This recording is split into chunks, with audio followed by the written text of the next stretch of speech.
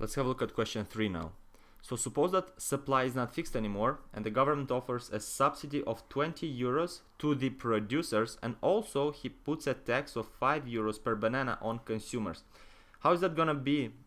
How is this change gonna affect the demand and supply? We gotta show it on a graph, and also we have to compute the government's overall cost of the policies. So in this video, let's do the math. Let's see how the numbers work out. In the next video, we'll plot them on a graph.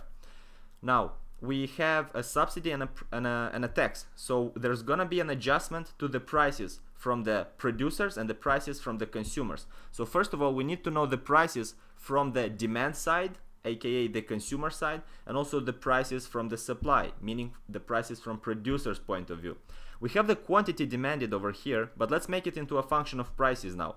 So for instance, in the first function over here, if we want to find out the price for the consumers, how much are they willing to pay? Well, let's take the price on the other side. So we have that 2p equals to 200 minus the quantity demanded. If we divide both sides by 2, then we will have that the price of the consumers is equal to 100 minus 1 over 2 times the quantity demanded.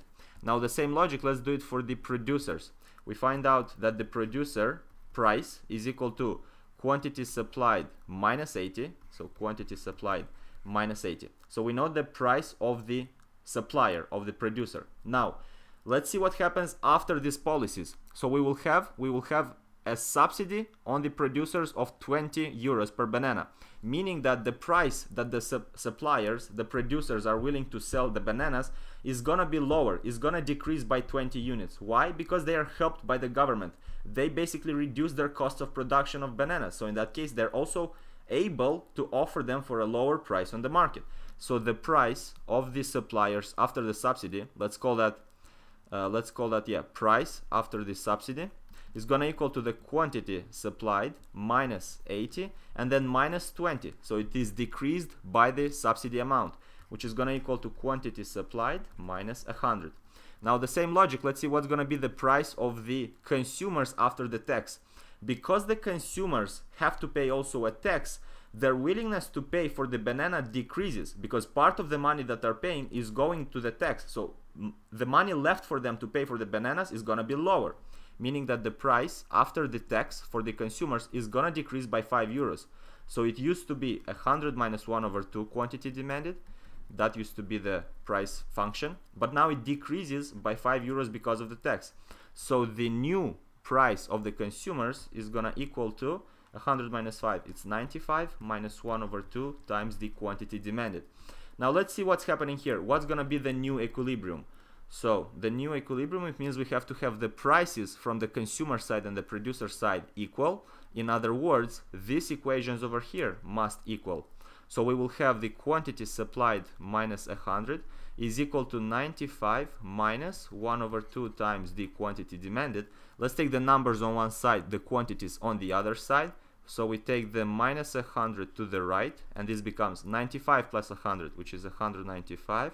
And let's take the minus 1 over 2 quantity demanded on the left side. So we have quantity supplied plus 1 over 2 quantity demanded. We will have just one quantity in equilibrium, meaning we will have 1.5 quantity in equilibrium. Now if we divide both sides by 1.5, the quantity in equilibrium is equal to 195 divided by 1.5, which is 130 units. Now with this in mind, we can also find out the price in equilibrium. So the price in equilibrium, if we substitute it in either of this function, we will have, let's say, 130 minus 100. If we substitute it over here, it's faster to calculate. It will be 130 minus 100, so that's gonna equal to 30 euros. Now, what is the cost to the government of doing all these things? Well, you know that the cost is gonna be because of the subsidy. The subsidy is paid by the government. So how much does the government pay? 20 euro subsidy to the producers. So for 20 euros that he pays, there are 130 bananas sold, so he pays 20 euros for 130 bananas. The cost of the subsidy is equal to 20 euros times 130 bananas. Now if we multiply these two, we have 2600 euros paid, but he also collects money. He collects taxes from the consumers, which he collects 5 euros for every 130 bananas sold on the market, and that gives him 650 euros. Now he pays 2600, he gets 650, the net effect, the net payment, if we subtract these two, we will have 1950 euros paid overall by the government. So 2600 the subsidy, this comes back to him, and overall he still has to pay 1950 left from the subsidy to the producers. Hope this makes sense. In the next video we will see how all these numbers are shown on a graph.